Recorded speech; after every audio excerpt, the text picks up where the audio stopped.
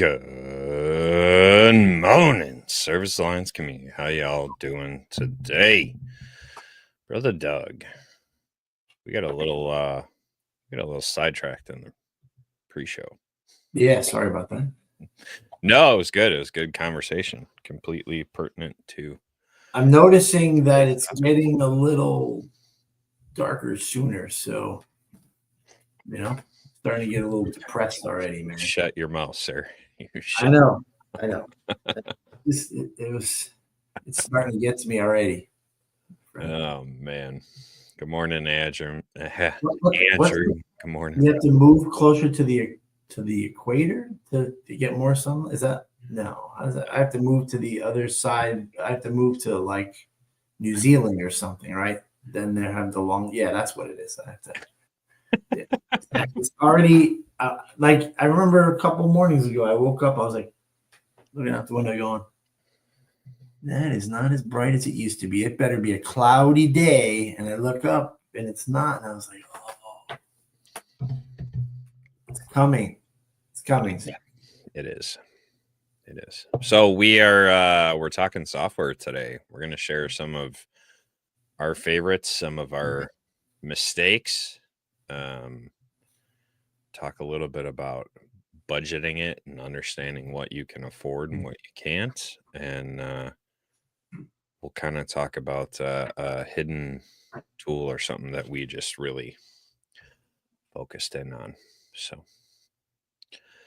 should be a good topic. It's you see it all the time in the groups. Everyone talking what CRM, what inventory, what this, what that. How do you track your finances? So I've been around a long time through a lot of transitions, Zach, and so to see the tech with the notebook, little spiral notebook in his front pocket and his pen and pocket protector, and he's writing everything down. I mean, that's still probably going on a tiny bit. So there was a time when I could see multiple transitions, the guy whipping the iPad out at the parts dealer, and then there's the guy still just, writing it on the back of an invoice or whatever. It's all out there, but those relics are almost over. They've got to be gone by now. Do they even sell spiral notebooks anymore? Does anybody have a spiral? They do.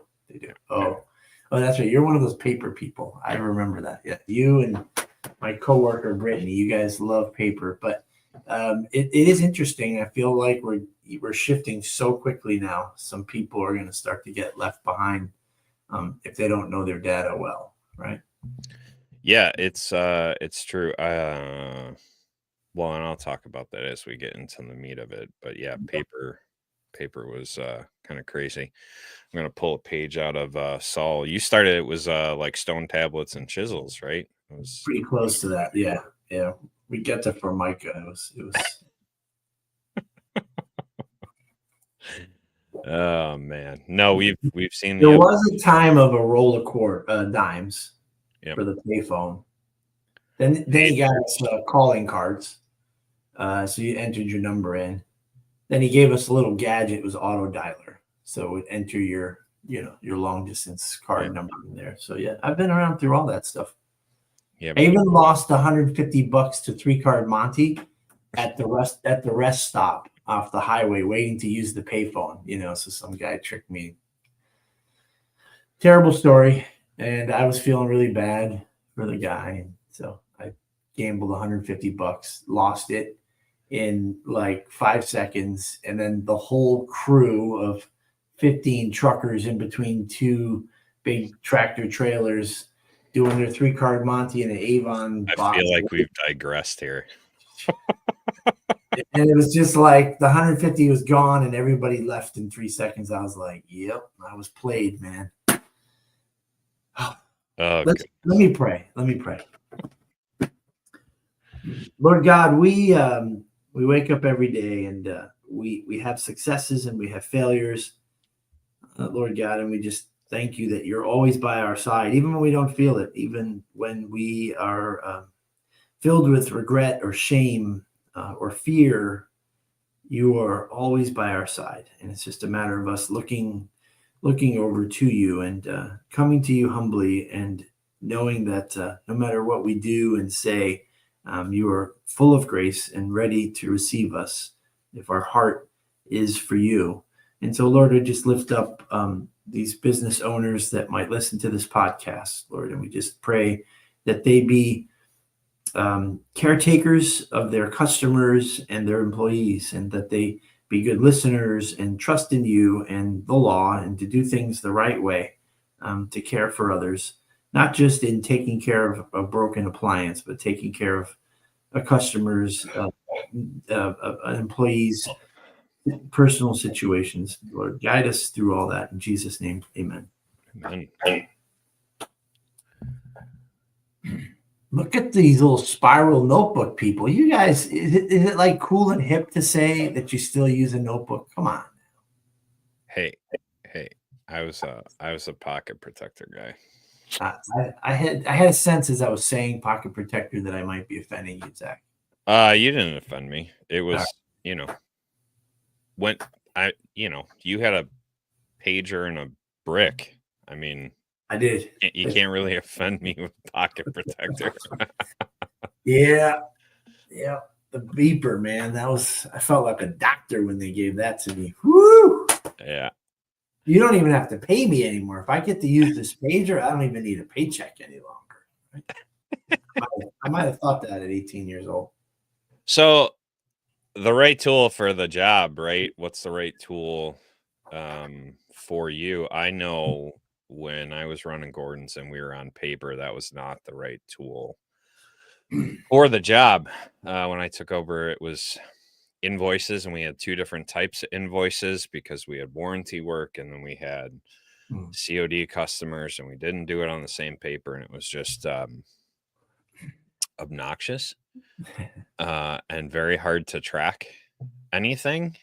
And so my first 2 years was figuring out what the heck are we gonna use to make it smoother.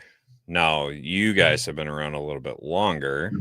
How was your transition between the Stone Age into technology? Yeah, it was bumpy, man. I think we got a CRM, service desk, and yet we were still, as technicians, writing a manual route sheet out, with and writing paper receipts. And even though the CRM had it all handled for you, we just took those, I'd say, baby steps. But really, I just don't think our company was committed to learning the program, figuring out all its benefits, and then launching it and training it well. So we just kind of took bite size. Our working with Service Desk, there are still features that don't work because we never learned how to do it right. So data is not correct, and so you can't use that feature. But we're about we're about 95% committed to it now, and it's an all-in-one great program for what it offers. So, but yeah, that's the piece of advice I'd give. Don't jump into this half-heartedly. You have to kind of do your research to find out what it's going to take. You have to figure out how many people on your team it's going to take, and be committed to switching over and doing it right. Did you ever pick the wrong software? Sure. Yeah, absolutely. I mean, if we actually get closed-minded and think that this one works for me and it's great, you don't think that your business, the industry, other products that are better now, you don't think that if you stay closed-minded, you're going to get stuck in the Stone Ages. It's going to be like having a spiral notebook of some CRM that's not even close to the best for what's out there. And it's pretty exciting for CRMs, right? That now it's just tons of companies coming online. Yeah. And if they can get a whiff of the appliance service industry and cater to us a little bit, make some adjustments in modules, this would be very good, because I don't like when there's not competition. I don't like it when there's a cornered market for things, because, it's hard to stay innovative, I think, and be cutting edge. I think the only two that are truly like laser focused in on appliance be Service Works and Service Desk. I think those are the only two that are really like, we want appliance people. How can we make this? The rest of them, they're geared towards other trades, towards HVAC, towards construction, towards what, picking the wrong, the point of this is picking the wrong software creates more problems than it solves. And, we started trying to use Jobber, which is really geared more towards construction. It is not appliance company friendly. Right. In my opinion, in my experience with it, it didn't have any of the things that we needed as an appliance company. We tried some company out of Australia. I don't even remember the name of it. We got locked into that for far too long. And then we ended up on House Call Pro, which wasn't perfect, but it had enough of the Yeah. checklist, right? Um, Service Works, I don't think was out at that point that we were doing that, because I probably would have gone with Service Works. And Service Desk, um, you couldn't do it in the field, and that wasn't an option for me That's at right. the At the time. time. At the Yeah, time. at the time, because Yeah. now they've changed that, but at the Right. time wasn't an option. Right. So, Right. hey, Yeah. yeah, so did I. So I Yeah. had the 3-copy invoice on the paper, and I lose an invoice, or one of my techs would lose an invoice, and paper makes so much more work. I mean, if I can't imagine anyone is still on paper, but I remember we were using Service Desk, but still, as a technician, everything was paper. So Yeah, I do my route for the day, and then if there were like the yellow copy, right, the middle yep, copy, had to so turn it in. that those that had parts that needed to be ordered would go into an in bin on the parts manager's desk. Yep. And so in the morning, I had to go put that there. And then, by the end of the morning, 5, 6 techs come in. They've got a stack of invoices, and it's just like everything is batched. In the tech is the next morning bringing in the parts that need to be ordered. The parts manager now has a batch of tickets that the parts have to be looked up, and then they have to be sourced, and then they have to be Yep. ordered. So everything was kind of just clunking And along. delayed. Yeah, and delayed. So now, I mean, our parts person, we actually had to she's so good, we had to put a rule in place. Don't order anything until 30 minutes has passed, just in case you have the customer that has a little buyer's remorse. Yeah, And yeah. now it's like, oh, we're sorry, we already ordered the part and it's being shipped to your house. So if you want to cancel, you got to get the part. And they're like, yelling at us, like, what? Who the hell orders parts like that? Like, you just assuming the worst of us, and they're just frustrated. So yeah, I mean, everything gets ordered instantly, within 30 minutes, and the process flows well thanks to it. I'm sure there were some guys who made it look like an incident. I just generally What is this, a confessional time? Andrew, you scatter. don't have to share that stuff, man. I want to come back to this when we get into the bookkeeping Mhm. part. We'll get there. We'll get to that one. Um, yeah, this still drives me nuts. Yeah, can you give me a paper invoice? Print it out. Give I, me I your wouldn't. email address and print it out. It's It is. 2025. I know it is very rare, but I'll tell you something we've done for years, and I don't even think my techs are utilizing it now. But as they should, the leave behind Yeah. on one side could double as a paper invoice, and then our CRM we'd fill it out, and then the CRM we could take a picture of it Yeah. and upload it into the CRM, so we have an electronic copy for us, and then Yeah. we hand them the leave behind with the paper invoice sort of format, Therm- because you got to take care of the little old lady, Zach. You're going to push her down on the way out as well when you're not going to give her a paper receipt. I have a thermal printer. It Oh, yeah, we did too. it doesn't work at scale. Yeah, But if it's a 1Z, 2Z, one guy operation, a thermal printer is um, yeah, an okay option for those one-off Yeah. situations. So let's get into the meat and potatoes of this thing, right? So for scheduling and dispatch, Mhm. and yours actually kind of goes into the next one, inventory management. You're a service desk guy. That's your Does it all, right? yeah. Yeah. Yeah. Re- Um, Reporting revenue, you got to track your revenue, you got to track your parts expense, truck stock usage, things like that. Punching in and out, how are you having your employees keep track of your time? If you've got your employees in 4 different software programs to do the HR aspect yeah. of work, that's kind of messy, right? So How how was the transition? Have they always had everything? Have you just taken longer to adopt certain things? What yeah, yeah, they've had it all along, but maybe it wasn't the way it wasn't formatted well. So we would just choose to do our own. And I think that's the piece of advice that I would throw out there, that if you're working with a software program and the scale is, yeah, it's good enough, and you've got 5 and 6 different workarounds, yeah, that is not your permanent solution. And unless that software company is giving you hope that they're going to improve that or make changes, you probably should begin to just be uh, more sort of nomadic and be willing to move on when something better comes along. yeah. Because and I know everything really well. It's all mapped out in my head. But can you imagine an employee going, all right, so when I need time off, I have to email this person, even though ADP payroll has a space on the dashboard that says you can request time off from there, but we don't want that because, and so now the technician or the employee has to weave through all these different options. Layers. And Yeah. yeah, it's not pretty. So that's something you have to work through. Yeah.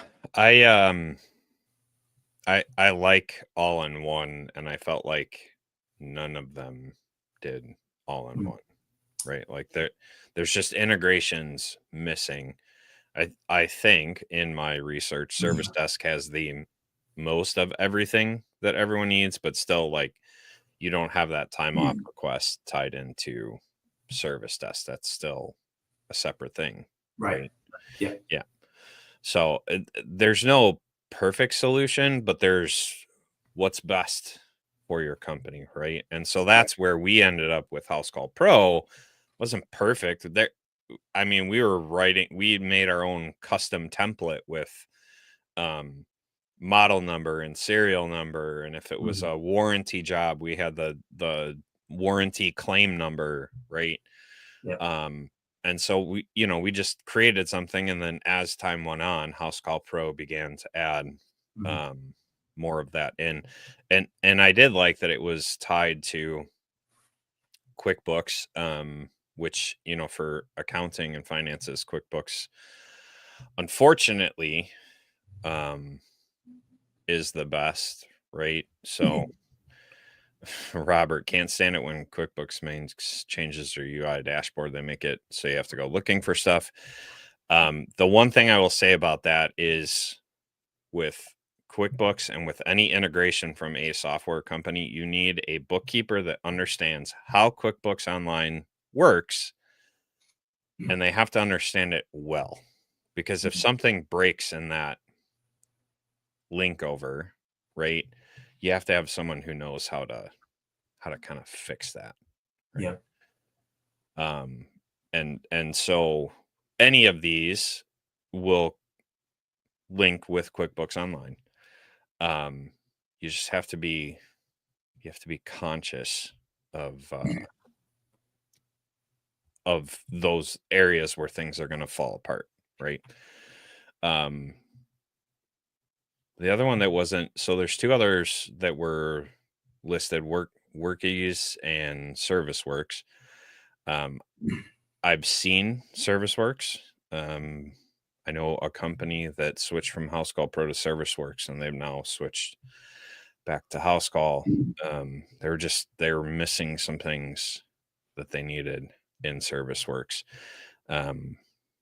Workies was cool because it had all the calling and the texting and the communication and whatever, but it's a very busy interface. If you're not used to a House Call Pro, they still haven't figured out how to do inventory. Jobber, like I said, it's not appliance specific at all. There's a couple others out there. Easy Pass, that's a appliance focused, I think, mainly. But it really comes down to the company itself, and how willing they are to train and teach you, and to customize, or to take seriously, challenges that you'd like to see made better. Like service desk, slow to take that feedback and make changes. Yeah. And I'm no expert, so maybe the program is very difficult to just go and make a change or add a module. I'm not an expert, right?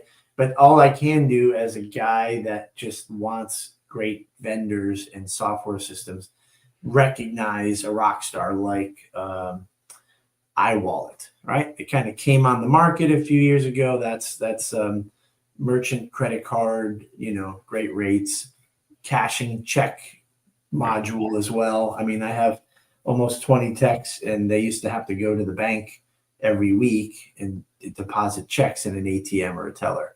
That's gone away. That was a game changer. But just the dashboard there, you get on the phone and you ask, hey, can you guys help us with this? Are we doing it wrong? No.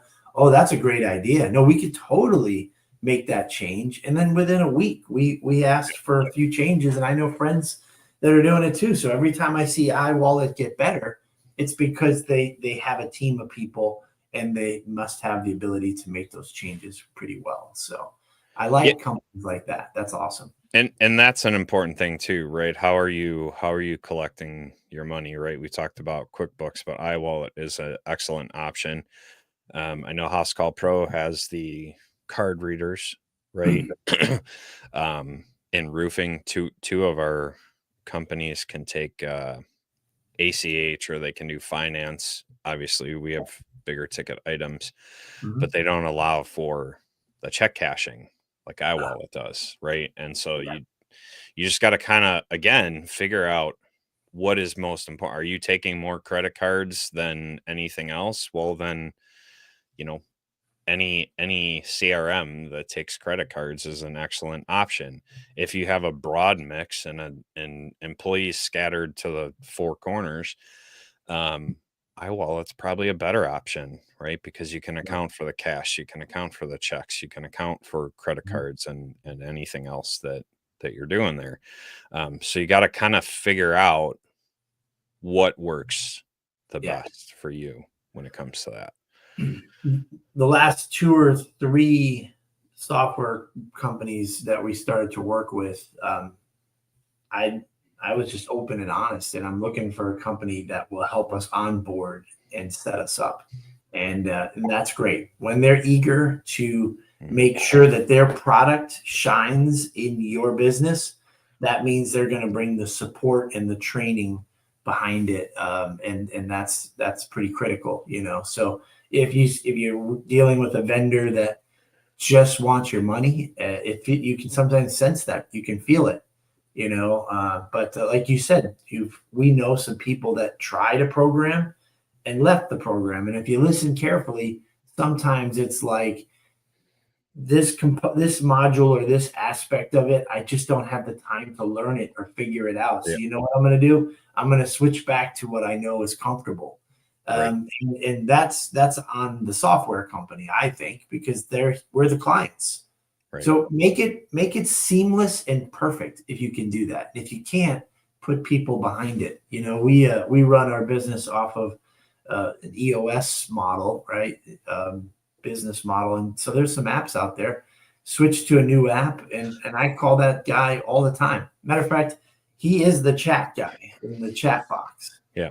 And he's like, those messages go to me 24/7, And if you have an issue or a question, you ask me, and it's a great tool for us. So Yeah.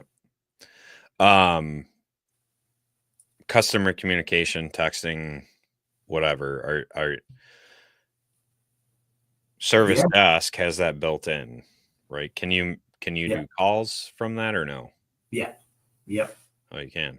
you can. Yeah, Nice. yeah, yeah, and the calls are recorded too, which is nice. Nice. So yeah, yeah. I mean, the phone company that we work with is integrated with Service Desk. Okay. So to call a customer up and there's no answer, the technician leaves a message. Then they call the office. We call and leave a message, and then the customer calls in 20 minutes after that and says no one ever called. It's all there, documented, not for us to get in a fight with, but just to let them know we're not here to mess around, dude. Yeah. We gave you a shot. It's, Right. it's tricky how you communicate that nicely. But yeah, the texting feature is there too. So there's the whole archive of contacting the customer, which is good. And you do it in a nice way, Zach. You're like, Sure. well, I'm just looking through the call log. So it looks like at 10:14, the technician called you and he left a message, and he was on the phone with you about a minute, leaving a message. And then the office called you, Myrene called you. So check your messages. You might hear someone named Myrene. That was us reaching out. Then we texted you and we can see that you didn't open your text yet. So we know that you missed that. And I understand you were probably away from your phone, but unfortunately our technician has moved on and we can get out to you tomorrow. So can't use it to take people to court, but you can use it to show them how organized and structured you are. This is a good question.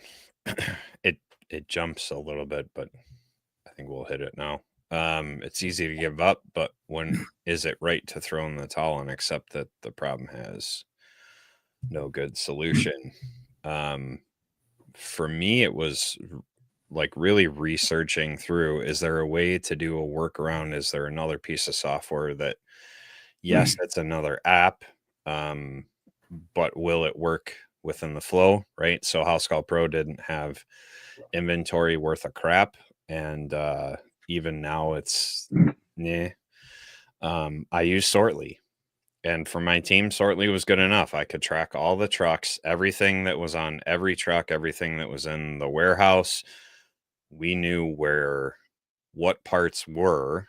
Once it was just a bit clunky to get set up at first, right? It took a lot of time to inventory everything.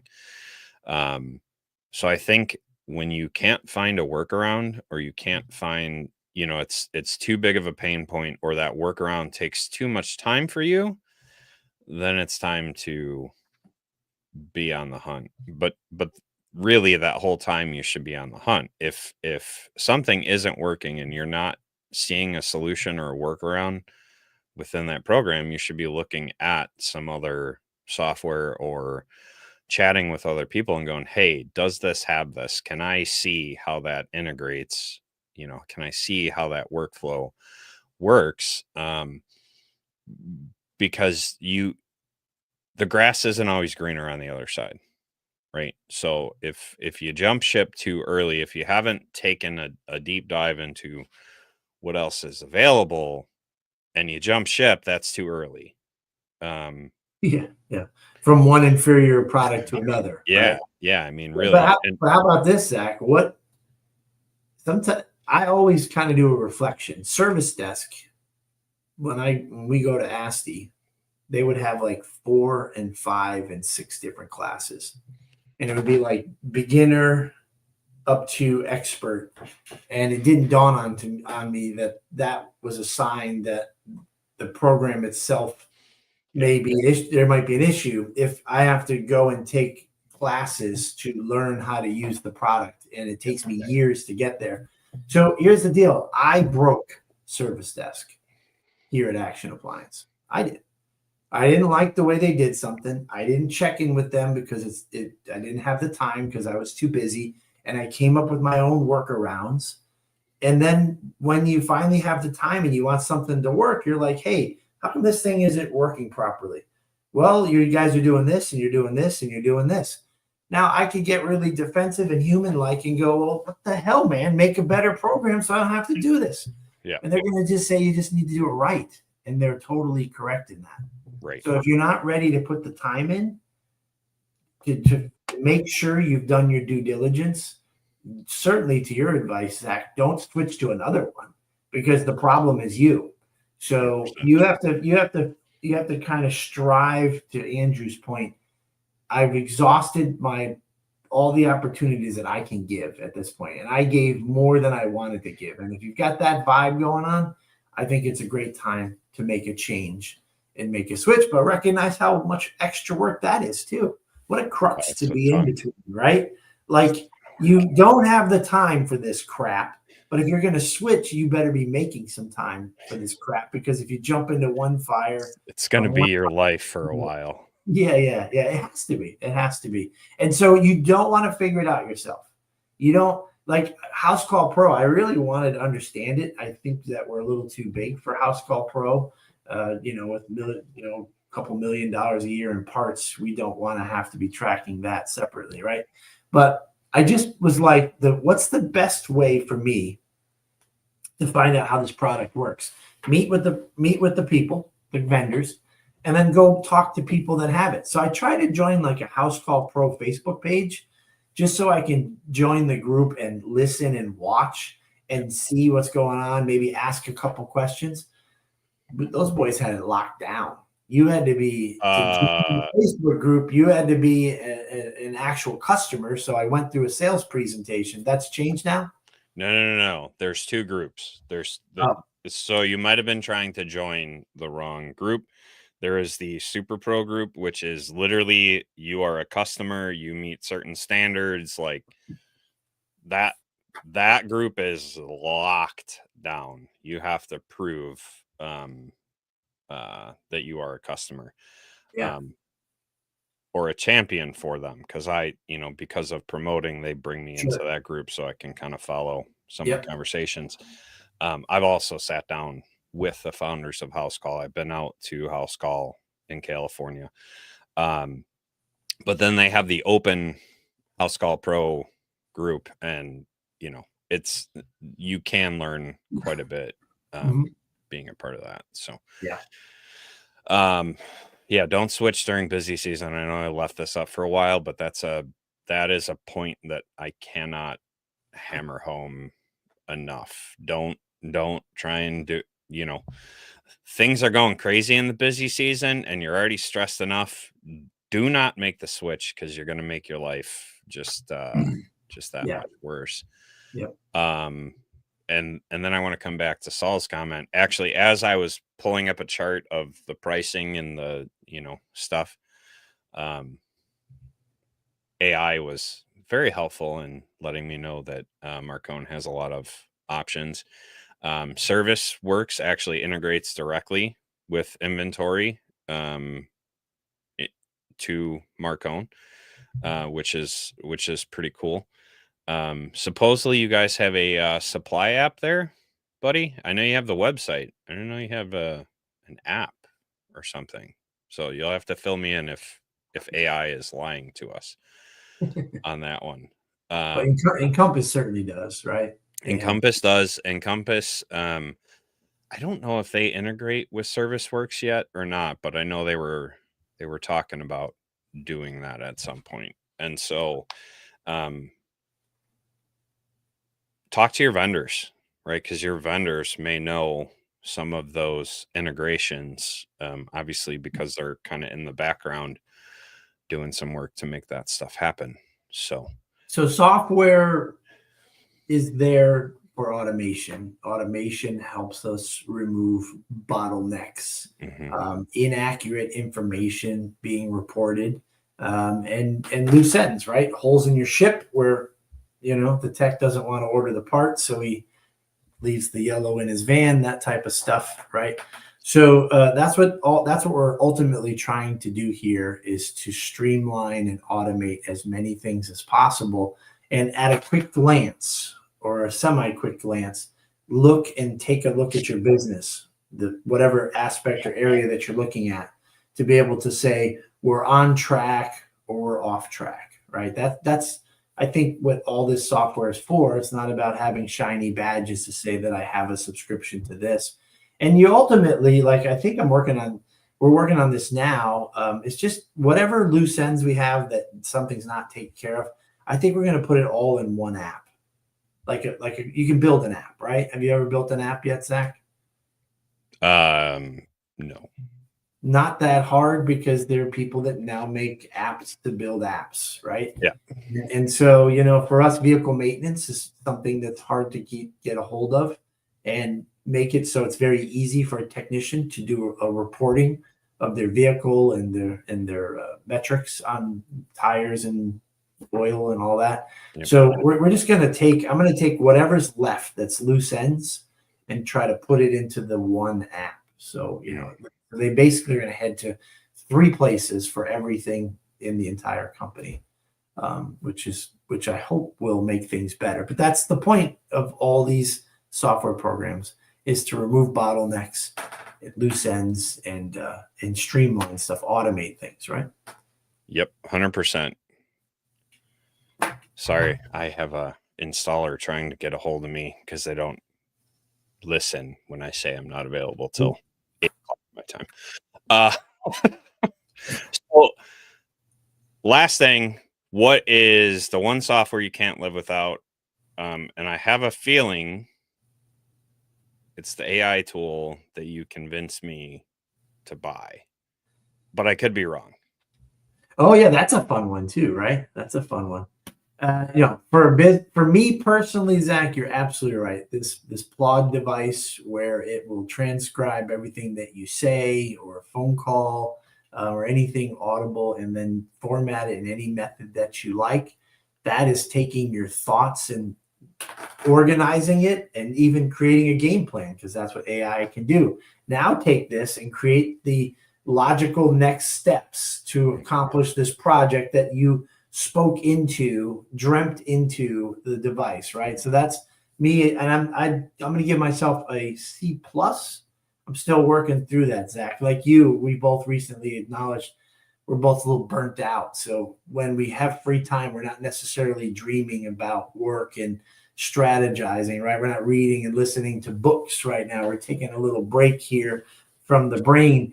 But when the juices are flowing, you just got to get that stuff in your brain out. Some sort of AI recorder that can format stuff is pretty awesome. But just quickly, I'll tell you, for me and for all of us in our business, it comes down to pricing. So currently, the most important software that we use is a pricing guide. In this case, it's the Blue Book for us. But like, if Saul decides to get greedy and jack up the prices on Whirlpool products, you know, Blue Book is going to take into account that in real time. When we're paying more for that part, the customer pays instantly more for that part, and it's a pass through, instead of us as a company, you know, being late to the game, being late to charging the right price. Because if you undercharge too long, you go out of business. Yeah, So the I most think important one is pricing your jobs properly. I think I think honestly having a subscription to Blue Book is the hidden gem, right? Um, only because all of your accounts can be linked to that, and it can in real time tell you who has the part for the best price. I mean, I had a ton of vendors around me. We defaulted to Marcone because it was simple. If it was a local pickup, we went to Sunberg, and sometimes we would end up paying more for the parts, you know, one way or the other, right? It depended on the situation. But Blue Book could really take that into account in real time. And so, you know, Yeah. I think that is definitely the hidden gem. It can also, especially for newer technicians who are already trying to figure out how the hell to do the job, they don't have to think about how to price the job. Blue Book says, you know, and you've set this up as a company owner, you have your range, right? Your tier. Um, and so Blue Book says, okay, this Whirlpool actuator job is going to cost this much out the door. and so they don't have to learn how to price it. I knew how to price it because I knew how long it was going to take me to do that job, and so I could make myself profitable while still giving the customer good value. A That's right. newer technician, that's a skill learned over time, and you may not have time to develop that before you lose a bunch of Mhm. money. So Yeah. yeah, I would say the Blue Book um, online subscription is, you don't have it, it's well worth the investment. Build it into your cost of doing business, and just And be done. we just touched on half of its ability. There's a Yeah, whole nother half of stuff that it can do, from diagnostics to, other stuff. But I always feel weird coming on here and we start pitching a particular program. And, I don't know what the etiquette is here, but I yeah. think it's important. I think we need to talk about these things. I think the things I that we've also had would like good to and see bad competition. experience. I'd like to see Yeah, other pricing companies come in, because it just makes every company want to be a better version of themselves and push it to the limits and make it better and better and better. I, So I'm welcoming all competition to the Blue Book, but right now, from diagnostic and just putting the model number in less than a minute and a half, what the part is, where it's available, how much the part costs, and your pricing guide for it. And you can look back on that later if you needed to look that job back up. It's all being recorded there. It's a great program. Unless you want to, would you like to start a new pricing program, Zach? no, I don't like thinking about that stuff. I'm already busy enough making sure that our members have the manuals that they need on a Yeah, regular basis. So if you need manuals, no offense, Soul, but we have more than anyone else on a regular basis. that's So, right. and if we don't, it's rare. It is rare that I cannot find a manual for you. Last thing, Zach, for me, most very critical as well. You need to make sure you're putting all these subscriptions in a line item in your QuickBooks. You need to know how Mhm. much you're spending on these things, because when you do know and you see that number, it does help you with perspective to say, you know what, it's a nice tool, but I don't think it's worth the money. But one, you know what I mean, and you can close it, you can shut it off. But all of a sudden, man, you might notice that line item budget growing and growing in your P&L. So be careful and write down all these things you're paying for. Um, Oh, now is this a plant? Is this a plant right here? it's not a plant, but By Mike, the way, I'm a Mike, Service Alliance member. Yes. Mike is actually there's a lot of work that goes into taking what we have online and making it into an app. Mike in the background for a couple months now. And so this speaks to what you were talking about with the software. Can't you just like throw it out there? No, you can't. Right. Sometimes you got to build a really wide and strong foundation. And so Mike is doing work in the background Yeah. to make this future goal happen, because this is something we want to happen. We don't want it to always have to be just an online lookup. We'd love to have the ability to have some of these features in the app, and so there's a lot of work. I don't even know when it's going to happen, right? That every meeting we talk about what structure is going on in the background to make this happen. It's a lot of work to lay the foundation, but once it's done, it's going to make it a lot better. So someday that will happen. So, uh,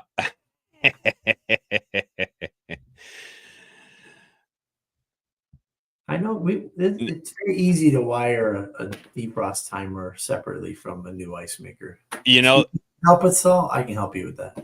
they're actually somewhere. I know I have a diagram for that. I think I snapped a picture of it and saved it to the cloud. So I probably can dig that out of the archives for you there. So, uh, servicealliancegroup.com. Mike is talking AI tools on Saturday. If you're not an all access member and you're interested in AI, go join servicealliancegroup.com and come join the masterminds. We do them every single month.